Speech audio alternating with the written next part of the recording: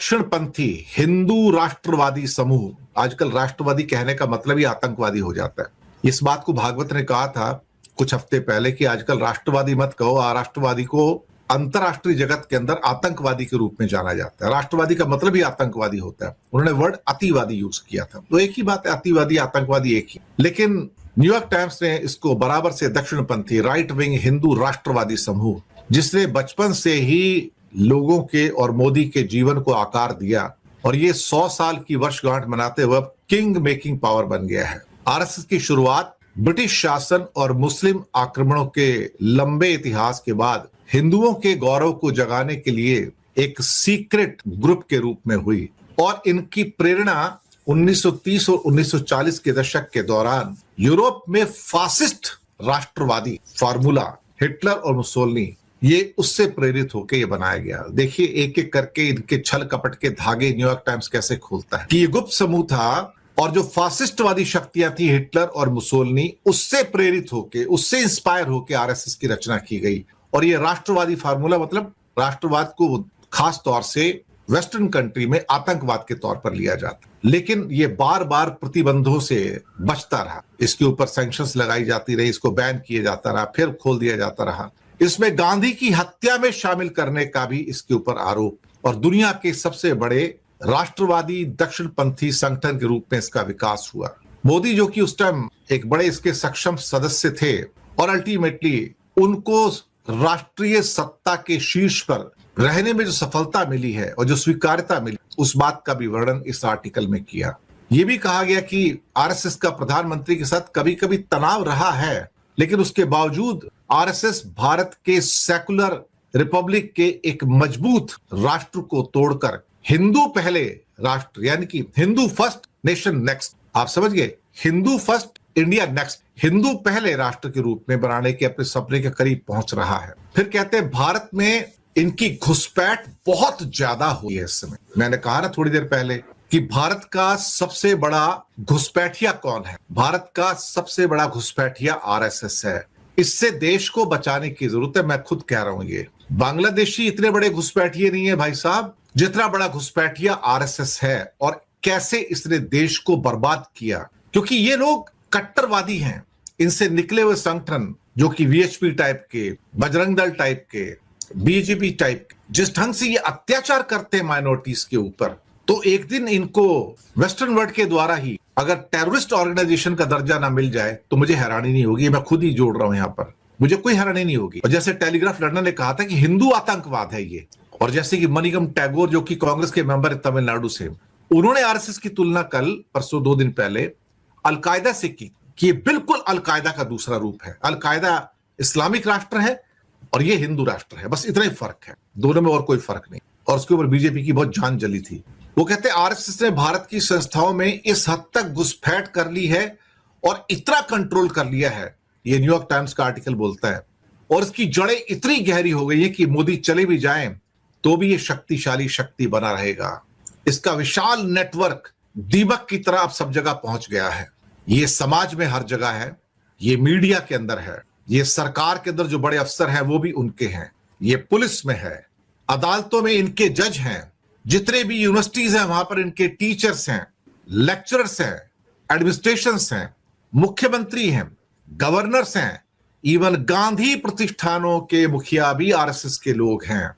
ये सभी जगह अपने मुख्य सदस्यों को नियुक्त करता है।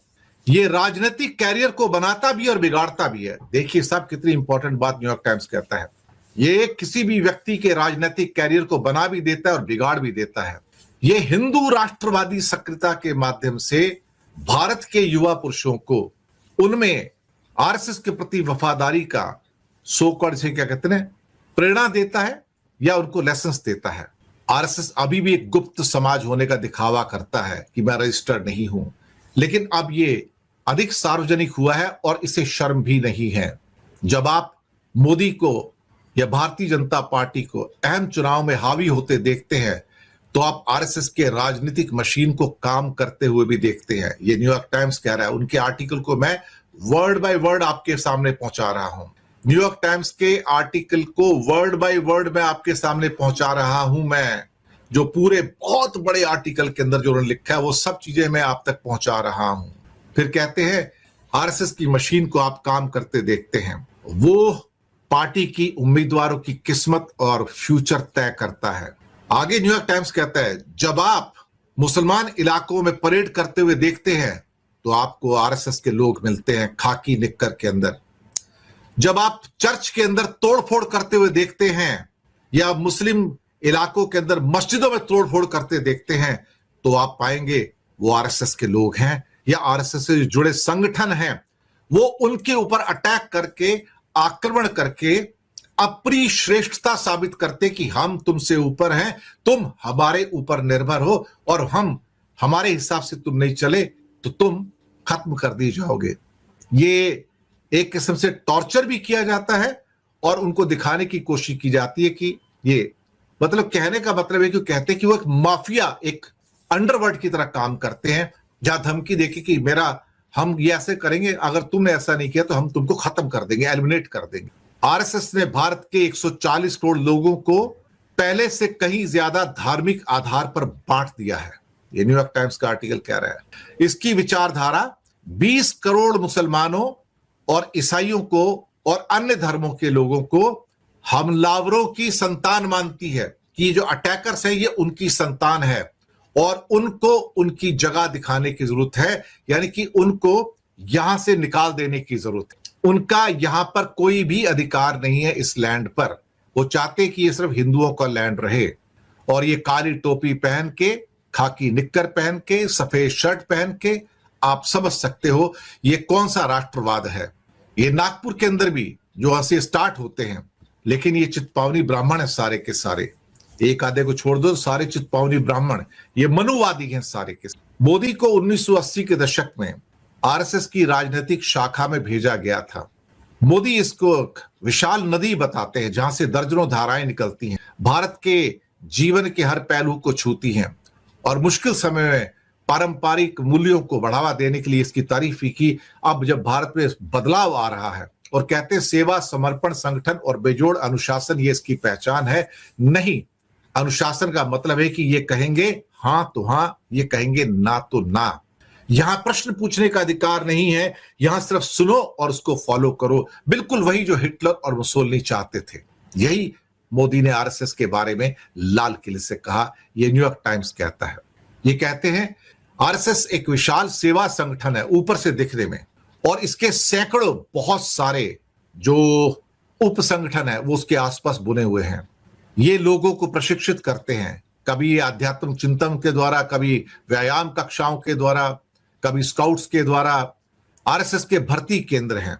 ये सामाजिक ताने बाने को आकार देने के लिए उनकी 1 करोड़ लोगों की टीम है। ये हर जगह अपना प्रभाव बनाते हैं। ये दुनिया को खुद की सबसे बड़ी राजनीतिक पार्टी बनाते हैं जिसके 10 करोड़ से ज्यादा सदस्य हैं। इसके छात्र विंग है, ट्रेड यूनियन है, किसान यूनियन है, प्रोफेशनल्स के नेटवर्क है, धार्मिक संगठन है, चैरिटी संगठन है। इसमें बहुत सारे साधुओं को शामिल किया जाता है धर्म के अंदर, और ये रेगुलर सबको कोऑर्डिनेट करते हैं और आरएसएस के हिंदू एजेंडे को आगे बढ़ाते हैं ताकि राजनीतिक ताकत हासिल की जा सके। दरअसल जब राजनीतिक ताकत नहीं होती तो ये कमजोर पड़ जाते हैं। वो कहते हैं अगर हमारे पास पावर होगी तो सब कुछ ठीक हो जाएगा। एक दुर्गानंद झा न्यूयॉर्क टाइम्स लिखते हैं, वो कहते हैं जो एक एकेडमिक है, जो लंबे समय से आरएसएस जुड़े हैं और थिंक टैंक को लीड करते हैं, कहते हैं अगर हमारे पास ताकत होगी तो सब कुछ ठीक हो जाएगा। ये ताकत कौन सी ताकत की बात कर रहे हैं? ये उस ताकत की बात करें जिसके द्वारा वो बाकी हिंदुस्तान के धर्मों को खत्म कर देंगे, उन वर्गों को खत्म कर देंगे। बिल्कुल एक तानाशाह जैसे होता है ना, हिटलर की तरह, मुसोलिनी की तरह, ये उसकी बात कर रहे हैं। फिर कहते हैं कि ये संगठन दुनिया के सबसे ज्यादा आबादी वाले देश पर बहुत ज्यादा असर रखता है और ये बहुत कम ट्रांसपेरेंसी के साथ काम करता है। यानी में इसमें कोई ट्रांसपेरेंसी नहीं है। आप इसको अंदर से झांकने की कोशिश करो तो आपको कुछ नजर नहीं आएगा। नॉन ट्रांसपेरेंट है, सब कुछ गुप्त है। यहां पर बिना डिटेल रिकॉर्ड के काम करता है। इसने बेइंतहा दौलत जमा की, बेइंतहा दौलत जमा की है, न्यूयॉर्क टाइम्स कहता है। और ये कई छोटे छोटे संगठन, ट्रस्टों में सारी दौलत फैली हुई है। और आरएसएस ऊपर से कहता है मैं तो रजिस्टर्ड नहीं हूं, मेरे पास तो एक पैसा भी नहीं है। और जबकि इनके पास लिखा है कि बेशुमार पैसा है जो बीजेपी के द्वारा दिलवाया जाता है। इसको समझने के लिए न्यूयॉर्क टाइम्स ने कई लोगों से बात की, उनके सम्मेलनों में हिस्सा लिया, जमीनी स्तर की जो यूनिट्स उनसे मुलाकात की, ताकि पता लग सके कि जो आर्टिकल इन्होंने पूरा फुल पेज का जो आर्टिकल बनाया है उसको कैसे किया जा सके। 83,000 इनकी शाखाएं आरएसएस, और उस पर सफेद शर्ट, काली टोपी, खाकी निक्कर, यही तो उनकी वो है। ये न्यूयॉर्क टाइम्स कहता है कि आरएसएस ने हाल के वर्षों में एक बैलेंस्ड रुख अपनाने की कोशिश की, जबकि गोलवलकर लिखते थे कि यहां मुसलमानों का, ईसाइयों का, बाकी धर्मों का कोई स्थान नहीं है, उन्हें हिंदुस्तान छोड़कर चले जाना चाहिए, हमारे यहां उनके लिए कोई जगह नहीं है, अदरवाइज वो सी ग्रेड के सिटीजन रहना चाहें, गुलाम बन के रहना चाहे तो रह सकते हैं।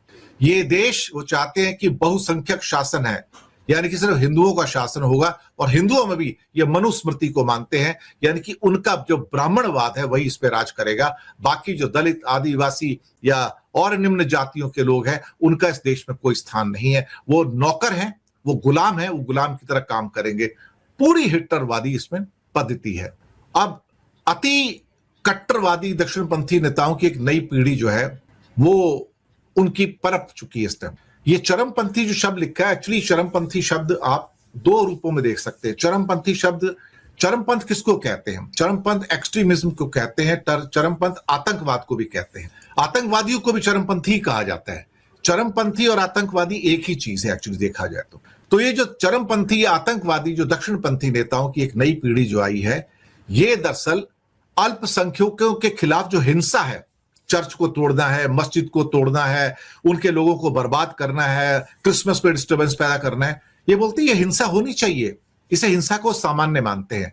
इसी हिंसा के द्वारा वो हिंदुत्व को पूरी तरह से यहां पर लागू कर, वो यहां पर क्या करना चाहते, आपकी पहचान को खत्म करेंगे, आपकी नस्ल को खत्म करेंगे, और समाज के अंदर जो उनकी सोच है उसको आपके अंदर, दिमाग के अंदर ग्राफ्ट कर दें। अब इनके जो सदस्य हैं, वो जो इनकी मॉनिटरिंग यूनिट्स हैं, वो धार्मिक आधार पर सार्वजनिक जीवन की निगरानी करते हैं, और वो आपसे कहेंगे कि मुसलमान बिजनेसमैन का बायकॉट करो, मुसलमान बिजनेसमैन से कुछ नहीं खरीदना है आपको, क्रिश्चियन बिजनेसमैन से कुछ नहीं खरीदना है, सब्जी भाजी तक नहीं खरीदनी है।